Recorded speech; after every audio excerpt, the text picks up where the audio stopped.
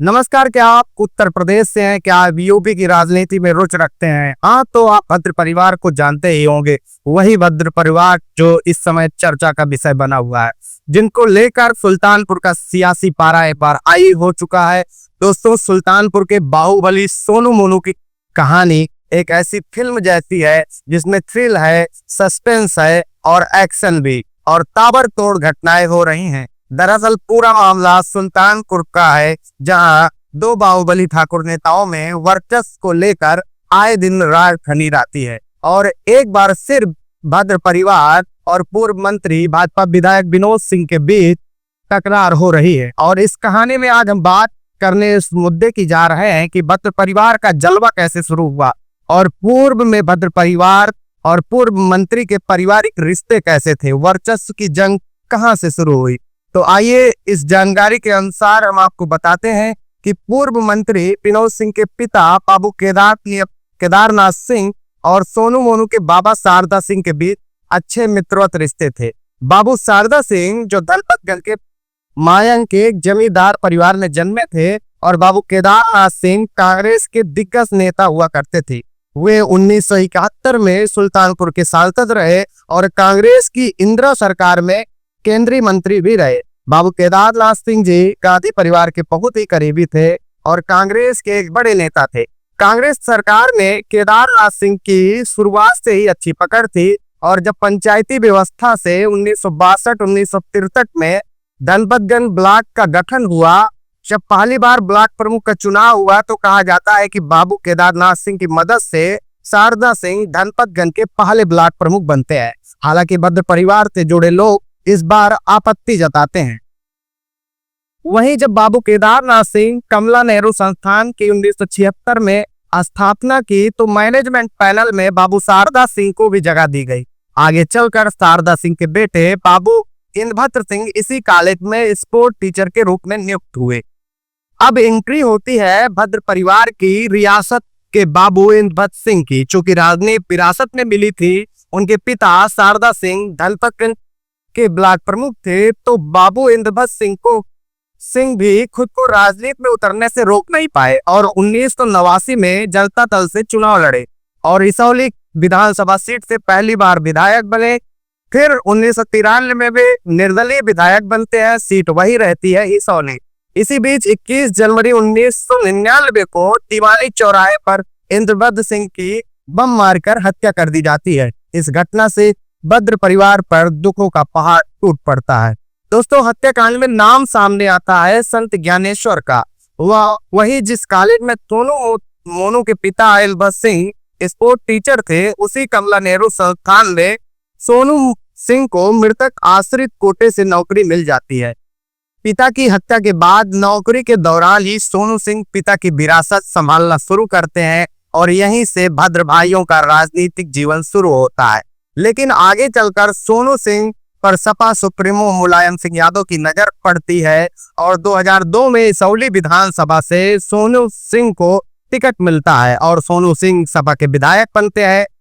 साल 2006 का होता है, दिन होता है 10 फरवरी का। इसी दिन सोनू सिंह के पिता के हत्या आरोपी संत ज्ञानेश्वर और उनके समर्थकों की हत्या कर दी जाती है। उस हत्या में कुल 8 लोगों की जान जाती है। इन 8 मौतों के लिए संत ज्ञानेश्वर के भाई इंद्रदेव ने सोनू सिंह और उनके भाई मोनू सिंह को नामजद किया। इस दौरान प्रदेश में सपा मुलायम सिंह यादव की सरकार थी और सोनू सिंह सपा के विधायक हुआ करते थे, तो मामला टलता चला गया। लेकिन 2007 में यूपी की सरकार बदल गई, सूबे की कमान मायावती को मिली।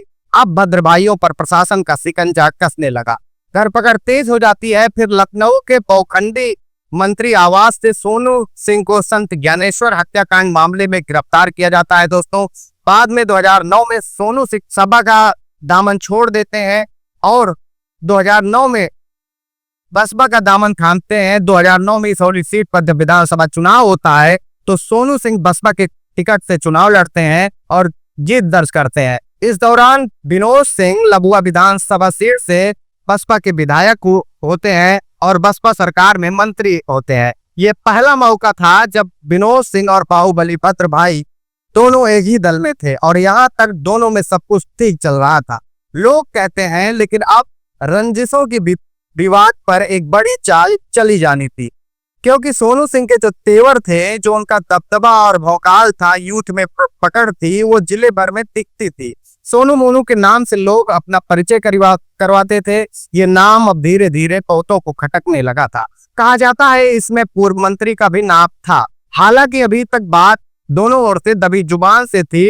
फिर एक समय पूर्व मंत्री विनोद सिंह के भाई, जो बसपा में एमएलसी थे, उस वक्त वो निमंत्रण के लिए सुल्तानपुर के धम्मौर क्षेत्र गए थे। उसी निमंत्रण के सोनू भी पहुंच गए। निमंत्रण के बाद दोनों नेताओं की वापसी होती है। वापसी के समय कहा जाता है कि दोनों के समर्थक ओवरटेकिंग को लेकर विवाद होता है दोनों समर्थकों के बीच, और बात यहां तक आ जाती है कि मोनू सिंह ने यह कह दिया कि अगर ये जनप्रतिनिधि नहीं होते तो इनको ठीक कर देते। इन्हें पता चल जाता कि एक एमएलसी की औकात क्या होती है। अब यहीं से दोस्तों वर्चस्व की जंग की शुरुआत हो जाती है। मोनू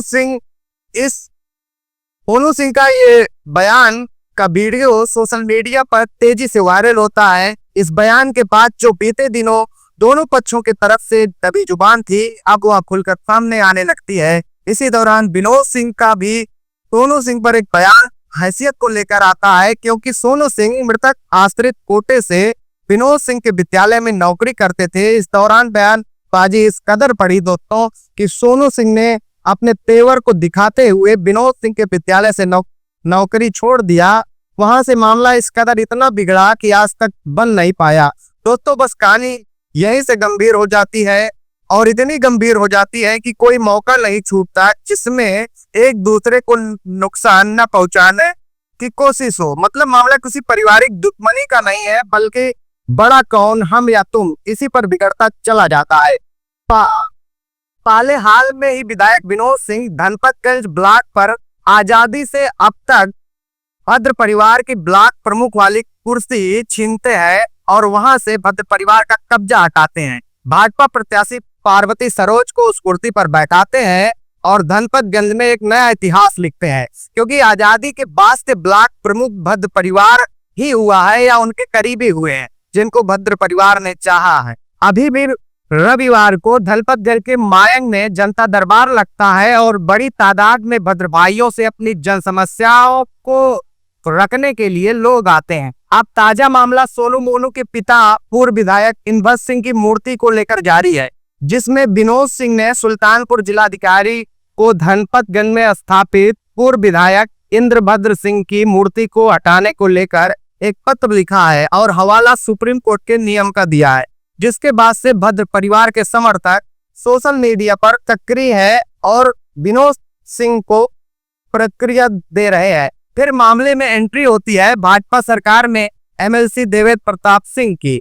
देवेंद्र प्रताप सिंह अपने ही पार्टी के भाजपा विधायक का विरोध करते हैं और मूर्ति न हटाने को लेकर सुल्तानपुर के जिलाधिकारी को एक पत्र लिखते हैं। उसके बाद फिर विधायक विनोद सिंह यूपी के मुख्यमंत्री योगी आदित्यनाथ जी को पत्र लिखते हैं और मूर्ति हटाने को लेकर एक निवेदन करते हैं, जिसके बाद उत्तर प्रदेश के मुखिया योगी आदित्यनाथ सुल्तानपुर के भाजपा जिला अध्यक्ष और एमएलसी शैलेंद्र सिंह को अपने आवास पर बुलाते हैं, उनसे विस्तृत चर्चा करते हैं पूरे मामले पर। यानी पूरा मामला वर्चस्व की लड़ाई को लेकर है, हम बढ़े कि तुम। अब आगे देखना होगा कि इस पूरे मामले पर क्या कार्रवाई होती है, मूर्ति गिरती है या यथाचित स्थान पर बनी रहती है।